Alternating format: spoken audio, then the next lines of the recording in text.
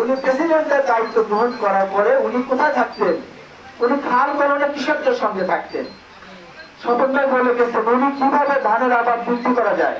আপনারা জানেন 1974 সালে যখন দুর্ভিক্ষ হয়, মানে আপনার শেখ মুজিবুরের মৃত্যুর পূর্বে যখন দুর্ভিক্ষ হয়, আপনারা জানেন, আমরা শুনেছি, সেই আপনার দুর্ভিক্ষে মানুষের লাশ আপনার কাকেও খেত, মানুষ আপনার মানে ঘোটা খেয়ে মানুষ থাকতো। সেই আপনার দুর্ভিক্ষ পীড়িত একটি দেশ, সেই দেশকে খাদ্য সম্পূর্ণ করার জন্য উনি খাল খনন করেছেন। উনি বিদেশ থেকে কৃষি সরঞ্জাম আমদানি করে মানে অধিক ফসল উন্নয়নের চেষ্টা করেছেন। এই জন্য তাকে বলা হয় বাংলার রাখাল রাজা। উনি রাখাল কৃষকদের সঙ্গে থাকতেন। আর একটা কথা, যে এবার বিএনপি ইসলামী মূল্যবোধে বিশ্বাসী, সাইদ ভাই বলে গেছেন কেন বাংলাদেশের সর্বপ্রথম এই শহীদ প্রেসিডেন্ট জিয়াউর রহমান সংবিধানে বিসমিল্লাহির রহমানির রহিম উনি চালু করেছিলেন। শুধু তাই নয়, আপনারা জানেন ইরাক ইরান যখন যুদ্ধ হয় তখন এই দুইটা মুসলিম প্রধান দেশের যুদ্ধ বন্ধের জন্য এই শহীদ প্রেসিডেন্ট জিয়াউর রহমান একটি কমিটি গঠন করেছিলেন, আল কুদুস। এই ছোট্ট বাংলাদেশ থেকে উনি ছিলেন সেই আল কুদুস ব্রিগেডের উনি ছিলেন আহ্বায়ক। বাংলাদেশের মতন একটি দেশ থেকে ইরাক ইরানের মতন দুইটি বৃহত্তর মুসলিম রাষ্ট্রের যুদ্ধ বন্ধের জন্য কোন মুসলিম দেশের রাষ্ট্রপতি উদ্যোগ নেয়নি। শহীদ প্রেসিডেন্ট জিয়াউর রহমান এই বাংলাদেশ থেকে এই উদ্যোগ নিয়ে কিন্তু সেই যুদ্ধ বন্ধ করেছিলেন। মানে আপনার হাজিরা পবিত্র সৌদি আরবে হজ করতে যে আরাফাতের ময়দানে আপনার গরমের মধ্যে উত্তপ্ত বালুর মধ্যে তারা কষ্ট পেত। শহীদ প্রেসিডেন্ট জিয়াউর রহমান বাংলাদেশ থেকে নিম গাছ নিয়ে সেখানে স্থাপন করেছেন। এখনো কিন্তু হাজিরা মানে আল্লাহ ইচ্ছে সেই নিম আপনার গাছে ছায়া পায়। তাহলে বিএনপি ইসলাম থেকে কোথায় দূরে? বরঞ্চ আমরা বলবো যে শুধুমাত্র তাই নয়, এই যে এক বক্তা বলে গেলেন বহুদলীয় গণতন্ত্রের প্রবক্তা, এটা অর্থটা কি? অর্থটা হচ্ছে যখন শেখ মুজিবুর একদলীয় বাকশাল কায়েম করে তখন জিয়াউর রহমান রাষ্ট্র ক্ষমতা আসার করে আবার মানুষের মধ্যে গণতন্ত্র ফেরত দিল। পৃথিবীর মধ্যে সামরিক শাসনরা যখন জরুরি অবস্থা জারি করে প্রেসিডেন্ট হয়, তারা কি করে?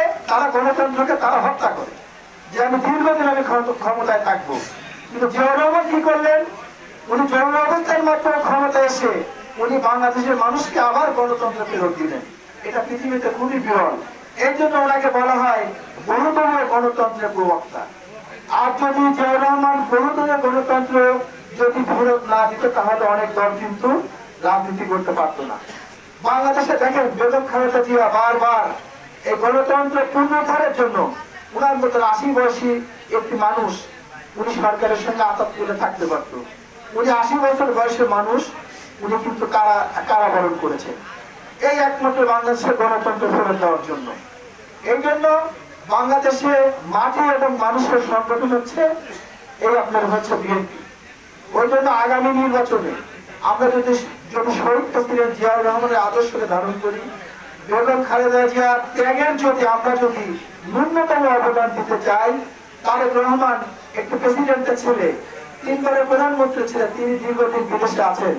যদি আমরা তাকে মনে দুঃশাসন মানে তাকে আমরা বাংলাদেশকে নিয়ে আসবো, অবশ্যই আমাদের একমাত্র প্রতীক হওয়ার দরকার ধানের শীষ। আমাদের বড় দলের গ্রুপিং থাকবে, কিন্তু আমরা আপনার বিএনপিকে দীর্ঘদিনের 16টি বছর বিএনপি কিন্তু নির্যাতিত একটি দল। বিএনপিকে আমরা আগামী দিনে ধানের শীষ প্রতীক নিয়ে আসলে ইনশাল্লাহ আমরা সবাই আত্মীয় স্বজন যারা আমরা বিএনপি করি আমাদের মধ্যে আমরা কোনো বিভেদ আমরা রাখবো না। এখন আজকে এই ওয়ার্ডে যে কৃষক দলের কমিটি দেওয়া হবে, এই কমিটির কাজ হবে কৃষকদের নিয়ে কাজ করা।